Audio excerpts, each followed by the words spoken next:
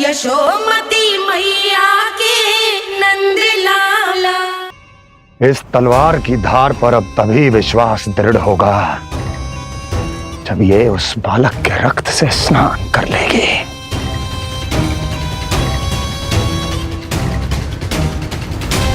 और कैसे कैसे?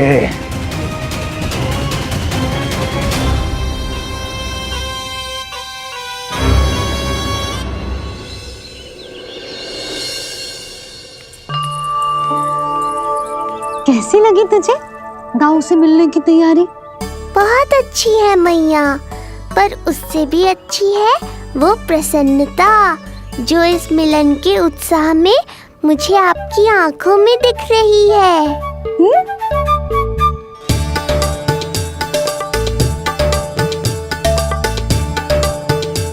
यशोदा, तुमने तो दो भाइयों के मिलन को भी त्योहार बना दिया। हाँ तो ये किसी त्योहार से कम थोड़ी ना है। ये शुभ दिन दोनों भाई के मिलन को पूरा गांव देखेगो। तो फिर अब बड़ी मैया को बुलाओ ना मैया। यशोदा जी, रोहिणी जीजी इतनी प्रतीक्षा क्यों करवा रही है? इतने दिवस से छुपा के रखे लल्ला को, अब तो शीघ्रता करनी चाहिए ना, है ना भाभी? प्रतीक्षा अवश्य की है, किंतु फल भी तो मीठा मिलेगा। आती होंगी रोहिणी जीजी।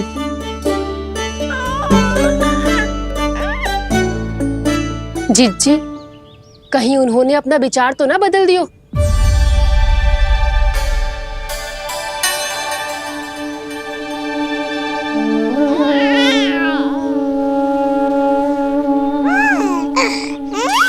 कितनी शीघ्र चिंतित हो जाते हो आप सब। देखो आ रहे हैं वो। लाल छुपा रखने को विवश थी नियति की सताई, भूल के भय माज प्रभु की जग सम्मुख है लाई।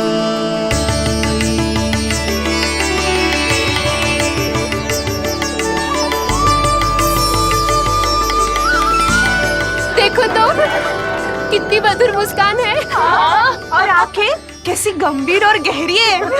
अरे अरे, ये तो हमारी नीलमणि की तरह सुंदर भी है। सही कह रही है तू, और कितना प्यारा भी है। और कितना पलसानी भी लग रहा है ये, है ना? तो देखो इसके। हाँ बिल्कुल लाल लाल टमाटर की तरह। देखो तो दाऊ आए नहीं कि ये सब की सब मुझे भूल ही गई। अरे हटो सामने से, मुझे भी तो देखने दो।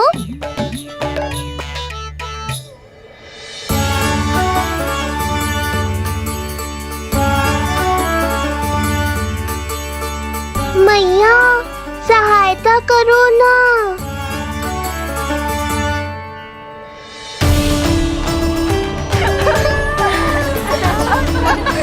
चलो हटो सब, हटो हटो हटो, हटो सामने से। चलो दोनों भाइयों को एक दूसरे से मिलने तो दो।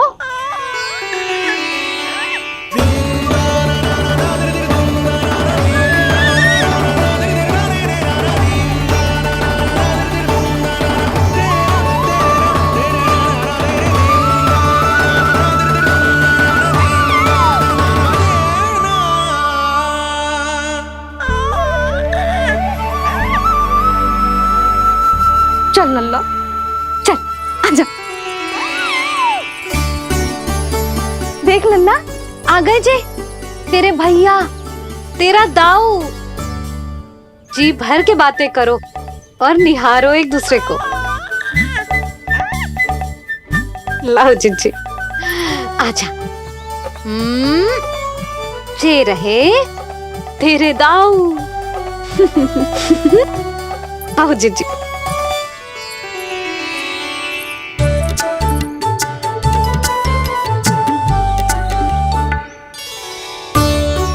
स्वागत है दाऊ।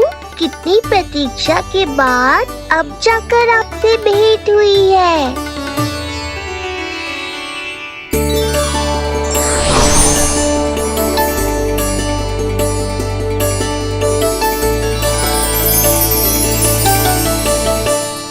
क्या हुआ दाऊ? मुझे पहचान नहीं पा रहे? कितनी देर लगाओगे दाऊ?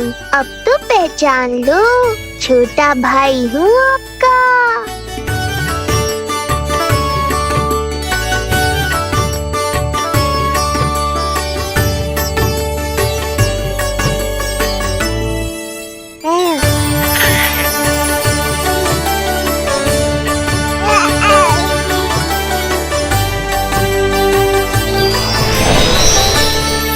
देख प्रभु को भक्त शेष की आंखें है भर आई, भावुक हरि भी निहारे की अब मिलन की बेल आई।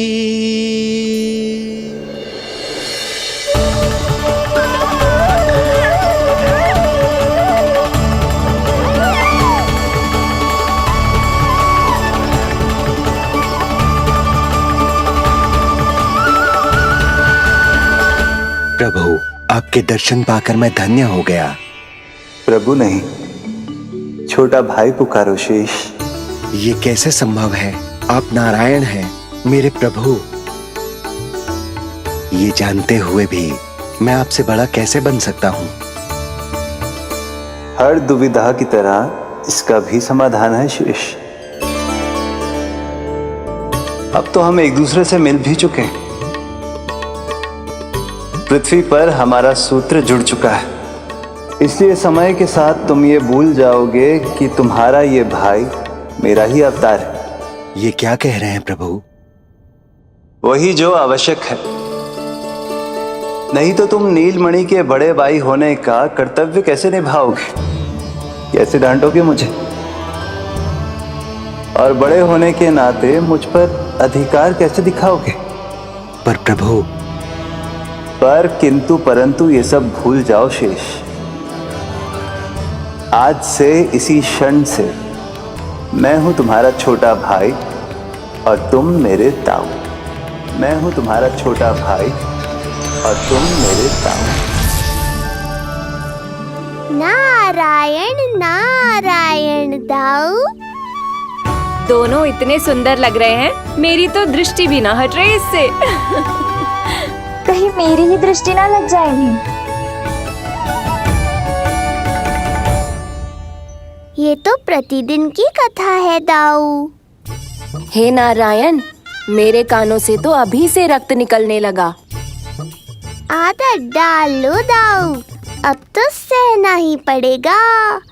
वो देख रहे हो, सुलक्षणा चाची सबसे अधिक चतुर यही है।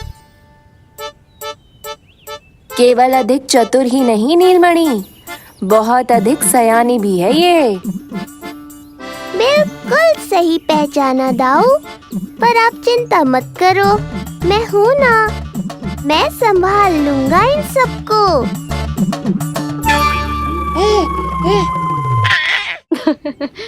देखो तो जिज्जी, इन दोनों की दृष्टि एक दूसरे से ऐसी चिपक गई है कि अब हटने का नाम ही ना ले रही। ये सूचक है उस प्रेम के बंधन का जिसमें ये दोनों भाई आज के बाद सदा के लिए बंध जाएंगे।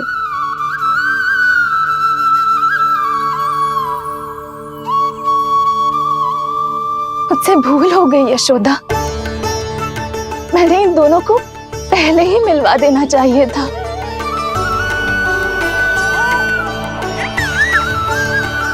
मैं कहती थी ना आपसे।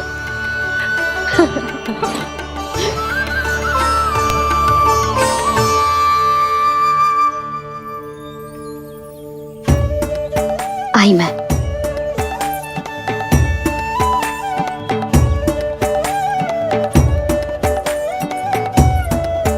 क्या सोच रहे हो ऐसे खड़े खड़े? देख रो, दोनों भाइयों का ये मिलन किसी त्योहार से कम थोड़ी ना। सही कहा था तुमने।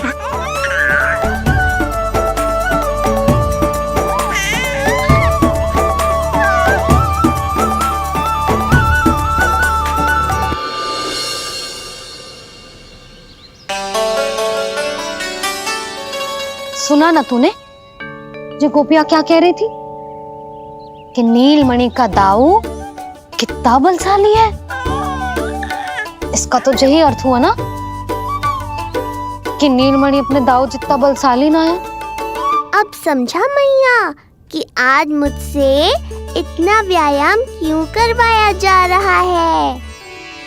पर मुझे पता है मेरा नीलमणि सबसे अधिक बलशाली है। हाँ। उज्जवल ने कही थी ना, नीलमणि ने यूं उड़ा दिया था काले कौवे को मथुरा की ओर। और उज्जवल ने तो ये भी कही थी कि नीलमणि ने अपने पांव से सकट पे प्रहार भी किया था। कैसे किया था प्रहार? ऐसे किया था। लग गई मैया को। कैसे किया था? फिर से बता कैसे किया था?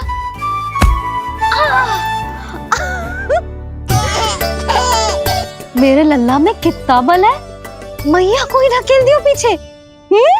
अच्छा ही है कि आप उज्जवल के कहे को गंभीरता से नहीं ले रही, नहीं तो आपका ये रूप मैं कैसे देख पाता मैया। फिर से बता कैसे मारा था?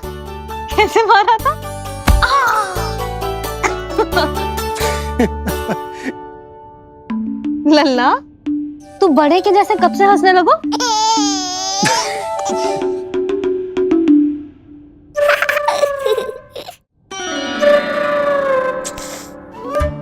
आप यहाँ क्या कर रहे हो? छुप छुप के मैया और लल्ला को खेलते हुए देखने के अतिरिक्त और कोई कार्य ना है आपके पास? कार्य तो है, पर यह अधिकार भी है कि मैं अपनी बड़ी सी पत्नी को अपने छोटे से लल्ला के साथ छोटे बालकों की तरह व्यवहार करते हुए देखूं। हाँ? अब देख लियो ना, अब जाओ अपना कार्य करो।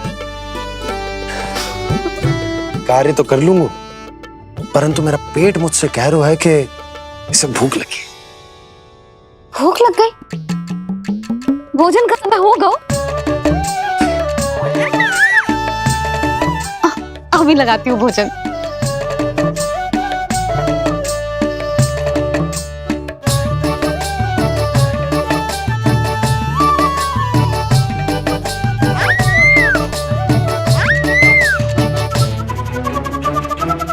क्या हुआ लल्ला, इतना उतावला क्यों हो रहा है तू? तुझे भी भूख लगी आई है क्या? सच्ची में भूख लगी आई है कि मंद मंद मुस्कुरा के मैया को बांधना चाहता है?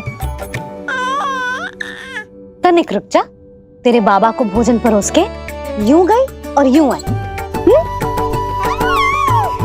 मेरा अच्छा लल्ला। आई।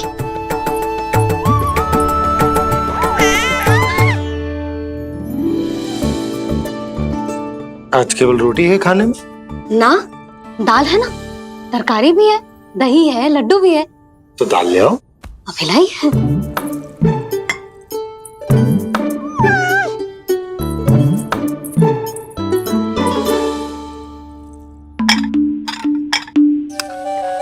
अवश्य भूख ही लगी होगी उसे। यशोदा, दही नहीं दाल। क्षमा करना, भूल हो गई।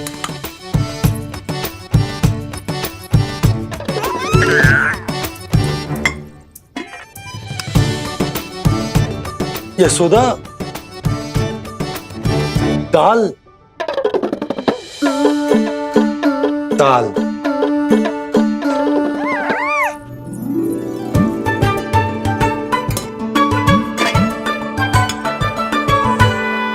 अब ऐसे क्या देख रहे हो? बोला ना भूल हो गई। सब मिला के खा लो, पेट में तो मिलना ही है। थोड़े चावल मिलेंगे? हाँ मिलेंगे, अवश्य मिलेंगे।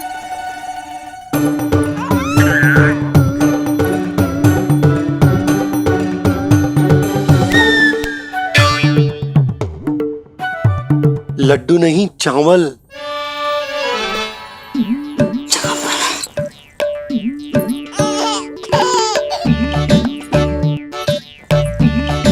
हंस क्या रहे हो जी?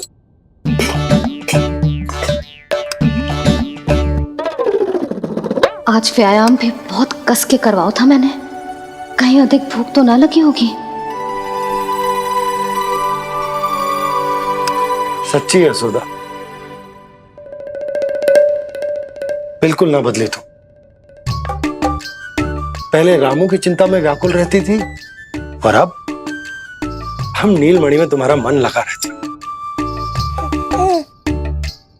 हाँ तो लल्ला भूखा हो और मैया का मन व्याकुल भी ना हो, ऐसा हो सकता है भला? फिर तो दूध पिला दो ना उसको। जाऊं? शीघ्र जाओ। किंतु आप तो खा रहे हो ना पतिदेव। वही तो यशोदा, मैं खा रहा हूं, किंतु वो भूखो है। जाओ। ठीक है। यहाँ थी तो लल्ला की भूख के लिए चिंतित थी, अब वहां जाएगी तो पक्का मेरे भोजन के बारे में चिंता करेगी। कहीं आधी ही भूख में ना उठ जाए तेरे बाबा, उन्हें कुछ और चाहिए होगा तो? सही कहा था बाबा ने, वहाँ मेरी चिंता थी, यहाँ बाबा की चिंता है। सच्ची मैया, अनोखी हो आप। अरे इतने से पेट भर गया तेरा? ना, ये वाली मुस्कुराहट तो मत ही दिखा मुझे। इतनी शीघ्र तेरा पेट भर ही ना सकता। मैया जानती है अपने लल्ला की भूख।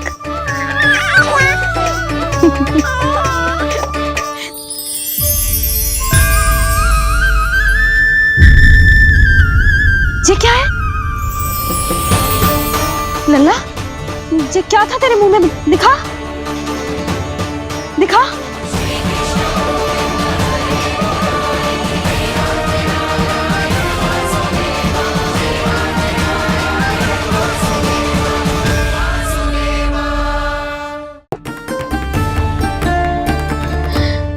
अब फंस गया मैं। मैया बाबा को सब कुछ बता देंगी और राय का पहाड़ बन जाएगा।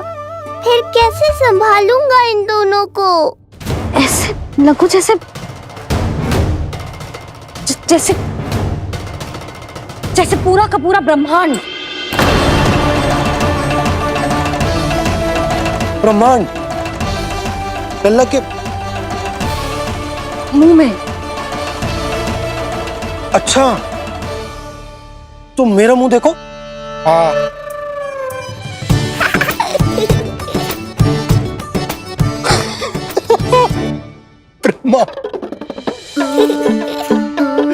यशोदा, मुझे पता था आप मेरा उपहास उड़ाओगे। अरे नहीं नहीं नहीं, तुम देखो तो सही।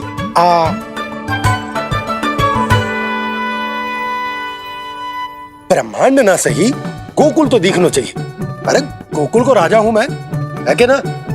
है? देखो, अरे देखो। धन्यवाद बाबा, आपने इस बात को गंभीरता से नहीं लिया, इसलिए अब मैया भी नहीं लेंगी। आज तो बचा लिया आपने। आज के बाद ना आपको कुछ बताऊंगी ही ना। आप जाओ, नामकरण उत्सव की तैयारी करो। और हाँ, इस बार भी उत्सव छोटा ही करना है, जो तो मत ही बोलना आप। हाँ। अब इसे कैसे समझाऊं कि हम कोई भी उत्सव बड़ा ना कर सकते? व्यर्थ ही कंस की दृष्टि पड़ जाएगी हम पर।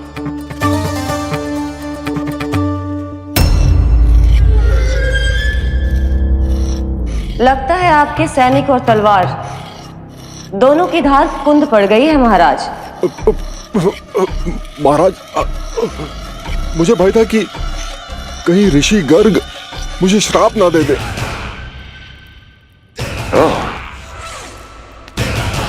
तो श्राप से भयभीत हो गए दुर्जन। किंतु कंस तो कोई श्राप नहीं देता, सीधा मृत्यु देता है। ऐसा न करे महाराज, दया करे, दया निदान। यदि मैं उनकी इच्छा के विरुद्ध भीतर जाने की कोशिश करता तो जितनी सूचना मुझे मिली है उतनी भी नहीं ला पाता। तब आपको कैसे पता चलता महाराज कि आपकी बहन और बहनोई मात्र अपनी मृत संतानों के श्राद्ध के लिए वहां नहीं गए थे?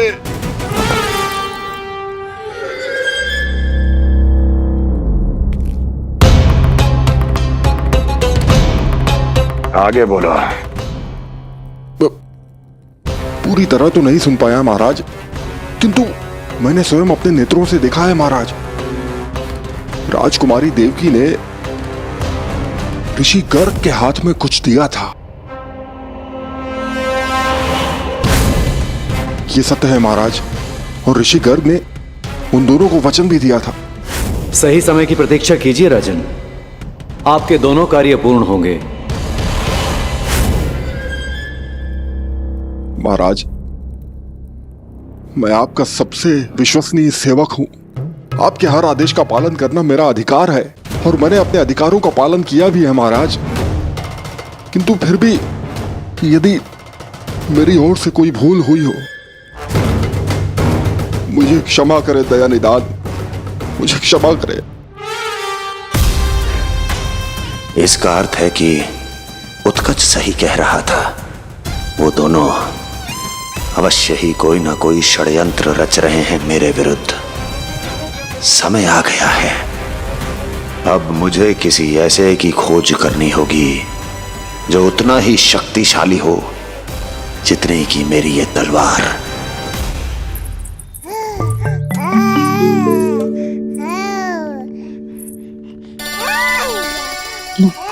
अभी से पुकारने लगो जी, अभी तो आई हूँ रसोई में।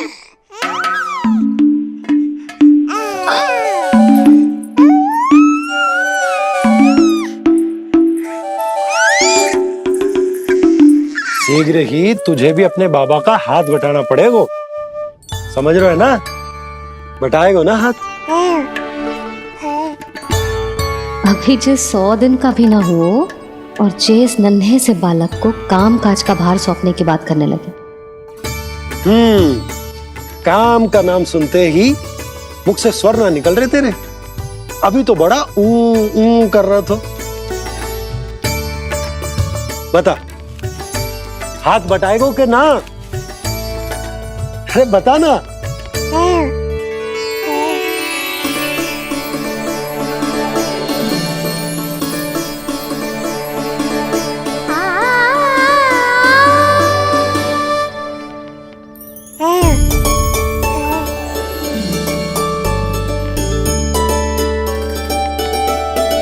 कल तू पूरा 100 दिन को हो जाएगा लल्ला। पंडित जी आएंगे, तुझे नया नाम मिलेगा। देखो तो मन में तो इनके भी कितना उत्साह भरो है, बस दृष्टि में मैं ही आती हूँ।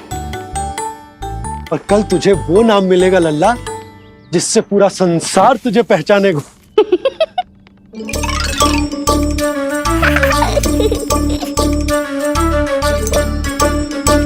अब लल्ला, कितना कार्य शेष है और तूने मुझे बातों में लगा लियो।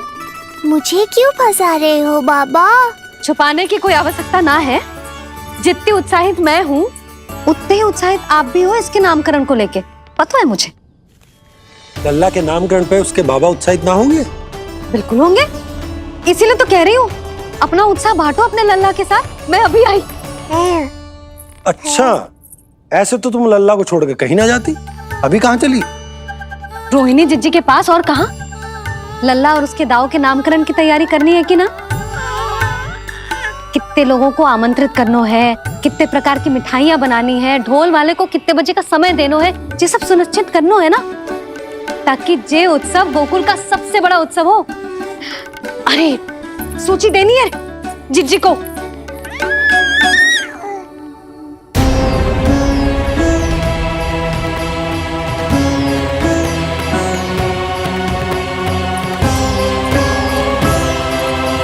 सब की कोई आवश्यकता ना है। आवश्यकता ना है मतलब? कहना क्या चाहते हो आप? मैं ये कहना चाहता हूं कि यशोदा, सत्य तो ये है कि हमें दुख में ना अत्यधिक दुखी होना चाहिए और ना सुख में अत्यधिक उत्साहित। प्रसन्नता कितने भी क्यों ना, हमें उत्सव संयम से ही मनाना चाहिए। इतने वर्ष संयम ही तो रखा था ना नंद जी। ये समय संयम का ना आनंद से बावले हो जाने का है।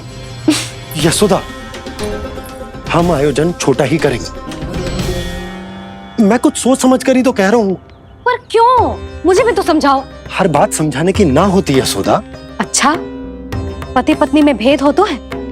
ठीक, मैं कोई भेद ना रखूं। जो भी अब तक मैंने तुम्हें ना बताया है वो सब बताऊं। ओहो, क्या कर रहे हो बाबा? कंस के बारे में कुछ बता मत देना मैया को। वो मंगला है ना, उसने आज शाम को ही बछड़ा दियो और भाद्रपद का मास लगभग बीतने को ही है, तो धीरे धीरे शरद ऋतु आ जाएगी, दूध की हानि भी कम हो जाएगी। हा? और वो सरजू है ना, उसको बैद जी ने पूरे पखवाड़े का विश्राम के लिए कहा है। क्यों? क्योंकि वो ठाट से गिर गए थे और गिरते समय उसे भीतरी चोट लग गई थी। अरे बस बस बस, ये सब मुझे क्यों बता रहे हो? इसका नामकरण से क्या संबंध? तुम्ही ने तो कही ना कि पति पत्नी के बीच में कोई भेद ना होता। तो मुझे जो भी बात पता है मैं तुम्हें बताऊंगा। कितनी समझदारी से बात बदल देते हो आप। और भोली भाली मैं आपकी बातों में आ जाती हूँ और इस सब में असली बात तो रह ही जाती है। किंतु आज बात मेरे लल्ला की है। उत्सव तो विशाल ही होगा और इस बारे में कछु और ना सुनूंगी मैं। आप लल्ला का ध्यान रखो, मैं जा रही हूँ रोहिणी जीजी के पास। यशोदा,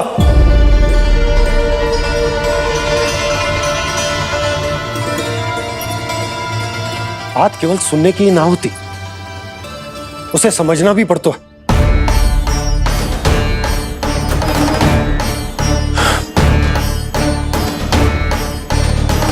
विश्वास है ना मुझ पर? मैं कुछ सोच समझ कर ही कर रहा हूं ना। उत्सव तो छोटा ही होगा।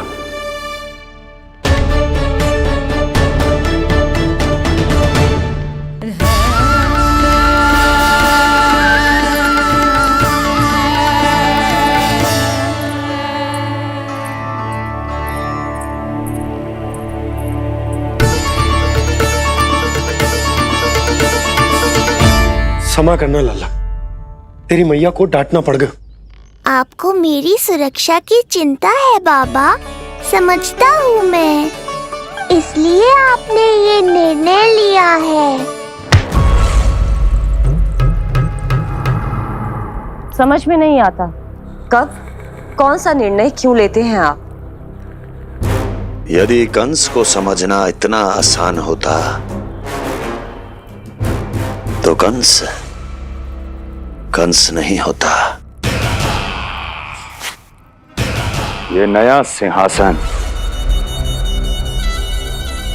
उसके लिए है जो मेरा विश्वास पात्र बनेगा। मेरे दाहिने हाथ की तरह मेरे मन के सबसे निकट होगा वो। मंत्री परिषद में विशेष स्थान की प्राप्ति होगी। मेरे बाद पूरे राज्य के लिए उसी का वचन होगा। शासन। किंतु ये अधिकार केवल उसे प्राप्त होगा जो मेरी परीक्षा में उत्तीर्ण होगा। मेरा सबसे महत्वपूर्ण कार्य करेगा वो। इसलिए जाओ, कह दो सभी बाहुबलियों को, महाबलियों को, दैत्यों को, दानवों को, प्रेतों को, पिशाचों को, सभी को ये सूचना दे दो ना ना ना ना, सूचना नहीं, चुनौती दो कि यदि साहस है तो आए मेरी परीक्षा में उत्तीर्ण हो और इस सिंहासन पर बैठने का अधिकार प्राप्त कर ले। जाओ। और हाँ, ये अवश्य कहना कि केवल वही आए जिनके हृदय में साहस का ज्वालामुखी धधकता हो, जिनकी तलवारें पर्वतों का सीना चीरने को व्याकुल हो, जिनकी संकल्प शक्ति इतनी दृढ़ हो कि मृत्यु से टक्कर ले लें। कायर नहीं चाहिए मुझे। जाओ।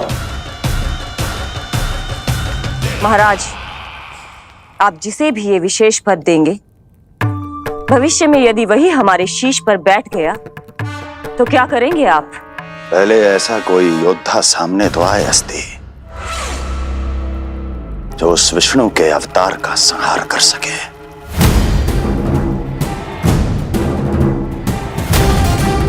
और जहां तक प्रश्न है हमारे शीश पर बैठने का, तो स्मरण रखो अस्ति, कंस को अच्छी तरह आता है ऐसे दुस्साहसियों को बीच दरबार में खड़ा करके अपनी उंगलियों के संकेत पर नृत्य करवाना। ता दीर्घ ता। और अपना कार्य सिद्ध होने के बाद उनके तन से उनके शीश को उतारना कंस को भली भांति आता है।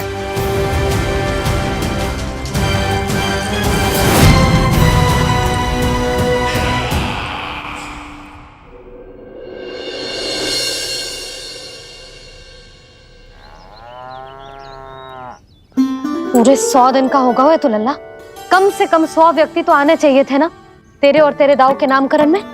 हाँ, अब तुम मुस्कुरा क्या रहो है? तू ही बता, जे भवन देख के लग रहा है कि यहाँ कोई उत्सव है? बिना अतिथियों के कैसा उत्सव और कैसा आनंद, तू ही बता। पर मैं करूं भी तो क्या?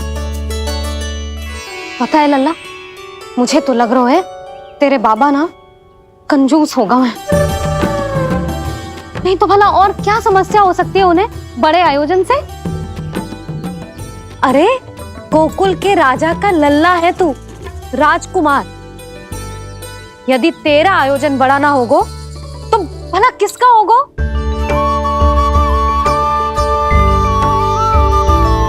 मेरी ही भूल है, मैं भोली हूं, इसीलिए व्यर्थ में तेरे बाबा की बातों में आ गई। मैं भोली हूं ना, व्यर्थ में उनका कहा मान गई। किंतु अब ना मैं कोई मांग रखूंगी, ना मैं उनसे बात करूंगी। और कहे देती हूँ लल्ला, सावधान जो इस बार तू बीच में आया तो। हाँ नहीं तो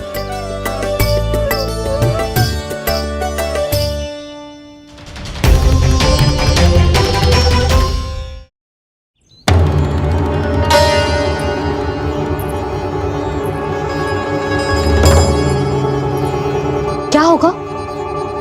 हाँ, सब ठीक तो है ना? आप इतनी चिंता में क्यों हो जी? कुछ बुरी सूचना तो ना मिली? अब जे मत ही कहना कि जे भी मुझसे छुपाना पड़ेगा। जो भी है मुझे बताओ। पंडित सदानंद जी महाराज वो नामकरण के लिए ना आ सके। उनकी बिटिया के पांव भारी, उसे लिवाने वो समझाने गए। ये तो शुभ समाचार है।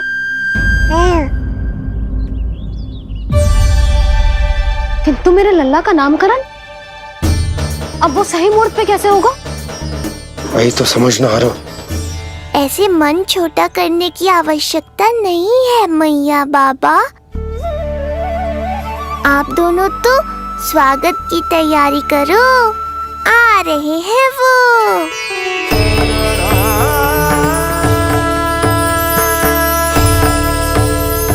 लो, आ गए वो जिनकी मुझे प्रतीक्षा थी। आप दोनों व्यर्थ ही चिंता कर रहे थे।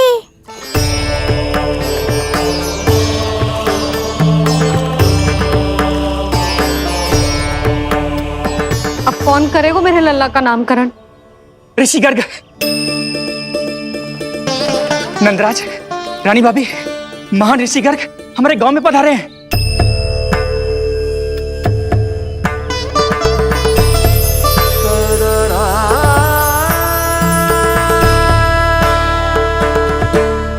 ऋषि गर्ग गोकुल में? हाँ नंदराज, और कह रहे थे उन्हें यादव राज वासुदेव जी ने भेजो है रानी जी के पास। अरे तो तुम लोग खड़े खड़े क्या देख रहे हो? जाओ उनके सत्कार की तैयारी करो। जी यशोदा, उनके स्वागत की तैयारी करो। सुनो जी, वो तो यादवों के कुलगुरु है ना, रोहिणी जीजी के यहाँ आए हैं, हमारे यहाँ आएंगे। आप देखती जाओ मैया, वो सीधे हमारे घर ही आएंगे।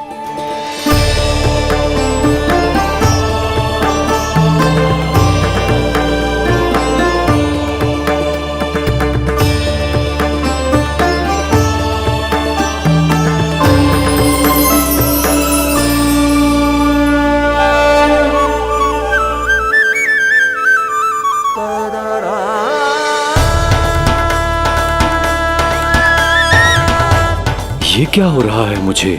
मैं उस भवन की ओर क्यों बढ़ा जा रहा हूँ? क्योंकि आपके यहाँ आने से ही मेरी मैया बाबा की चिंता समाप्त होगी ऋषिवर। ये बात तो मैं न जानता, परंतु मुझे जाकर उनको स्वागत करना चाहिए।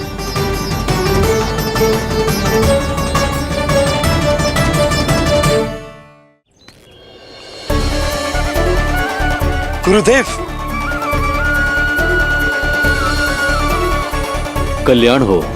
भगवान श्री नारायण के महान भक्त आज हमारे गांव में पधारे। हमारा जीवन सफल है गया आज। वो भवन आपका है नंदराज? आपके शुभ चरण पड़ेंगे तो हमारा जय भवन पवित्र हो जाएगा। इतने बड़ी ऋषि अगर हमारे घर पधारेंगे तो हमारे तो भाग्य ही संवर जाएंगे। मैया आपके दर्शन को तरस रही है ऋषिवर, संकोच मत कीजिए, अब आप ही जाइए। पधारिए गुरुजी। न जाने क्यों मेरे पांव अपने आप ही आपकी भवन की तरफ जाने को व्याकुल है नंदराज। पधारिए गुरुदेव, आइए।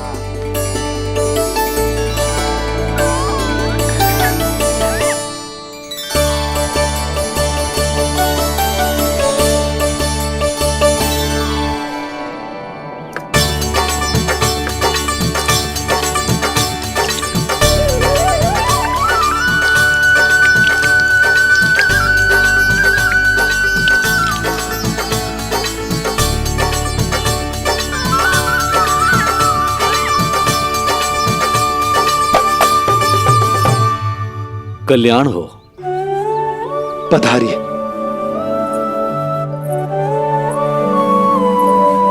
आया तो था मैं रानी रोहिणी के भवन में, पर पता नहीं कैसे यहाँ खींचा चला आया। विराजिए गुरुदेव। महाराज, आप इसे भी रोहिणी जीजी का ही घर समझिए, मैं अब भी बुला कर लाती हूँ। महाराज, ये हमारा सौभाग्य है कि आपने यहाँ आना स्वीकार किया। कहिए, क्या सेवा करूं मैं आपकी? मुझे आपके भाई वासुदेव ने भेजा है नंदराज।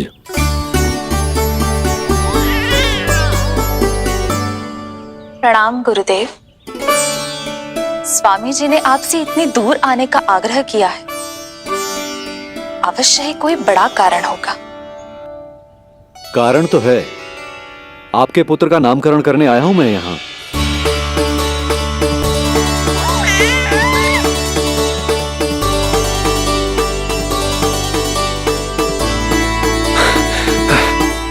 ऋषिवर, तब तो आप अत्यंत ही शुभ दिन पधारे। आज का ही मुहूर्त निकलो है भाभी के लल्ला और हमारे लल्ला के नामकरण के लिए। हम तो पंडित जी गांव से बाहर हैं, इसीलिए आप। अब तो आप यहाँ आ गए हो, आप हमारे भी लल्ला का नामकरण कर दो ना। पुत्री, ये क्या कह रही हो तुम?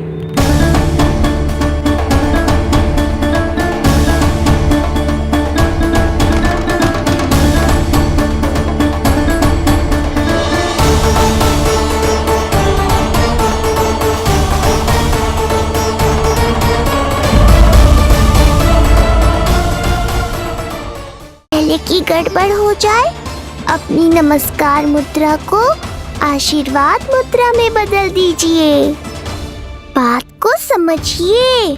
मैंने ये अवतार मैया और लल्ला के अद्भुत संबंध का अनुभव करने के लिए लिया है, पर आपकी भावुकता के कारण यदि मैया को मेरा सत्य पता चल गया तो ये संबंध ही बदल जाएगा।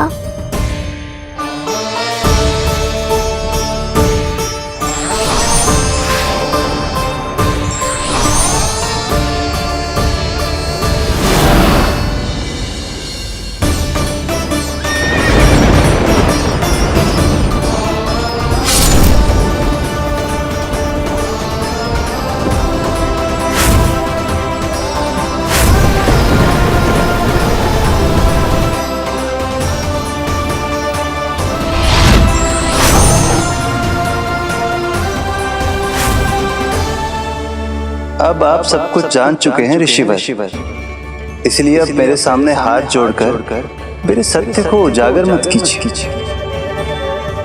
अपने शिष्य वसुदेव के पुत्र के रूप में मुझे आशीर्वाद दीजिए।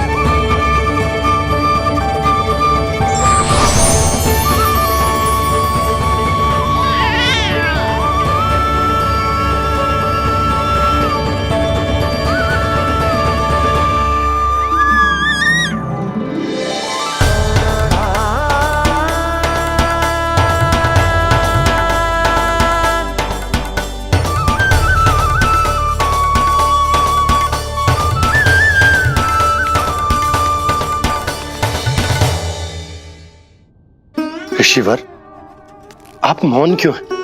और आपकी आंखों में आंसू? सब कुछ ठीक है ना? अब तो आप हमारे लल्ला का नामकरण करोगे ना? इन दोनों का नामकरण करना मेरा सौभाग्य होगा पुत्री।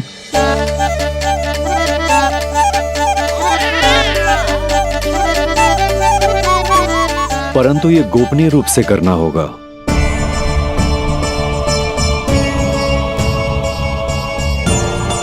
अवश्य ही स्वामी का आग्रह होगा, ताकि कंस की बुरी दृष्टि हमारे पुत्र पर ना पड़े। ये तो बहुत महान ऋषि हैं। इन्हें कंस के अत्याचारों के बारे में अवश्य पता होगा। अपनी संतान का नामकरण संस्कार करना एक मां के लिए उत्सव से कम नहीं होता है, पर यह छुपकर करना होगा। आप दोनों को स्वीकार तो है ना? जैसी आपकी आज्ञा गुरुदेव। स्वीकार है गुरुदेव। तो फिर कहाँ करना है हमें नामकरण का प्रबंध? गुरुदेव, मंदिर सही रहेगा? उससे पवित्र स्थान तो हो ही नहीं सकता है। ऋषिवर, आप तनिक विश्राम कीजिए, हम लोग प्रबंध करते हैं। मैं कुछ समय इन बालकों के साथ व्यतीत करना चाहूंगा। ये तो इनका सौभाग्य होगा। हमें आज्ञा दीजिए।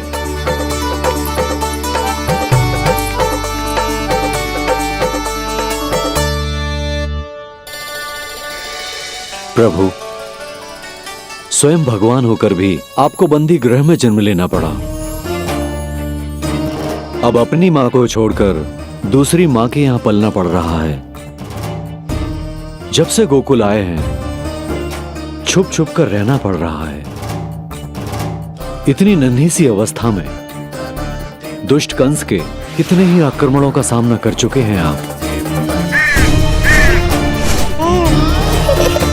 और जिस उत्सव में सभी सप्तऋषियों और सभी देवी देवताओं को साक्षी बनकर आना चाहिए, उस नामकरण उत्सव को यहां एकांत में करना पड़ रहा है।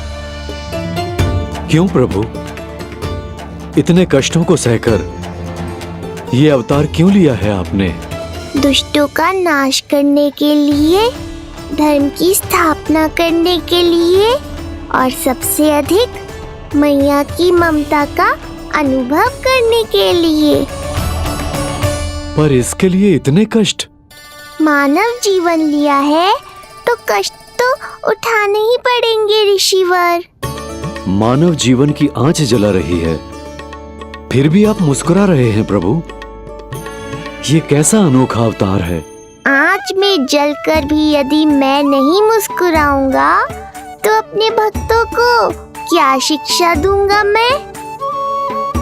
आज एक कंस का प्रकोप है, भविष्य में सहस्रों कंस होंगे और आने वाले युगों में होंगे अनगिनत कंस। उस समय मेरे भक्तों को पता होना चाहिए कि अपने कष्टों को कैसे सहना है और धर्म के पथ पर अडिग कैसे रहना है।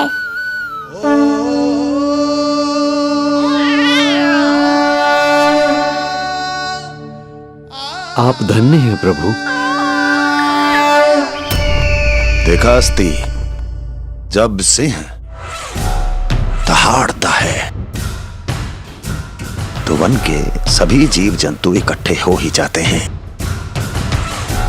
वो सब जो मेरा विश्वास पात्र होने का अधिकार और ये सिंहासन पाना चाहते हैं, सामने आए। बुद्धि के बिना बल अपंग होता है महाराज, और मेरे पास बुद्धि और बल दोनों हैं। आप केवल आदेश दीजिए किसका संहार करना है।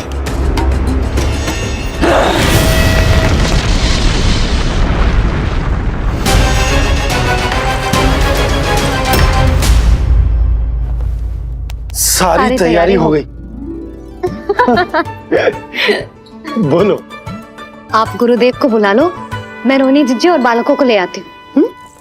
यशोदा, तुम रुष्ट तो ना हो ना मुझसे? मैं भला रुष्ट क्यों होने लगी?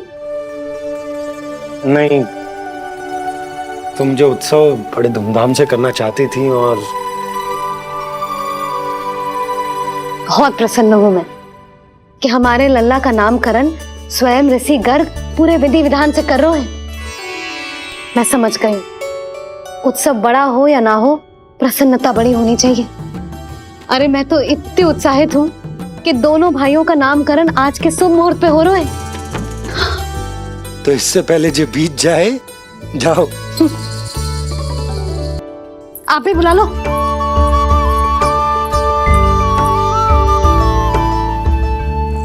यहाँ सब के सब एक से बढ़कर एक है, तो फिर अपने कार्य के लिए किसका चुनाव सबसे पहले करूं? मेरा सामर्थ्य तो आपने अभी तक देखा ही नहीं महाराज। चुटकी बजाकर शत्रुओं का विनाश कर सकता हूं मैं।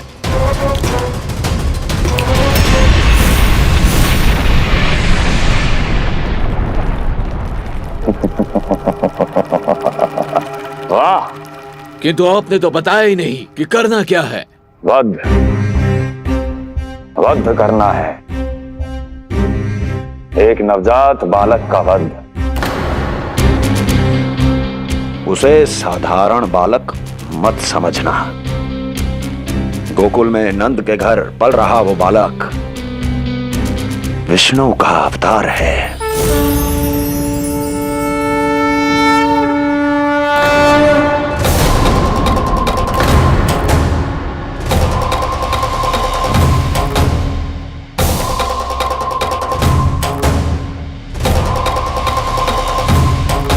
क्या हुआ? इतना सन्नाटा क्यों छा गया? क्षमा कीजिए महाराज, पर मैं नन्हे बालकों के साथ हिंसा नहीं करता। कृष्ण अवतार बड़ा छलिया है महाराज, मैं उसका मुख भी नहीं देखना चाहता।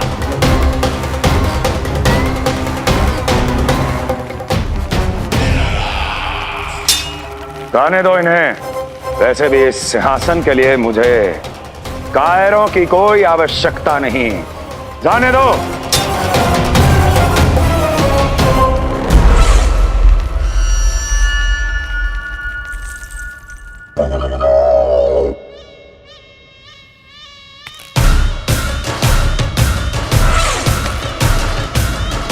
दुर्जय, क्या कहा था मैंने कहा था केवल वही आए जिनके हृदय में साहस का ज्वालामुखी धधकता हो, जिनकी तलवारें पर्वतों का सीना चीरने के लिए व्याकुल हो, जिनकी संकल्प शक्ति इतनी दृढ़ हो कि वो मृत्यु से टक्कर ले जाएं।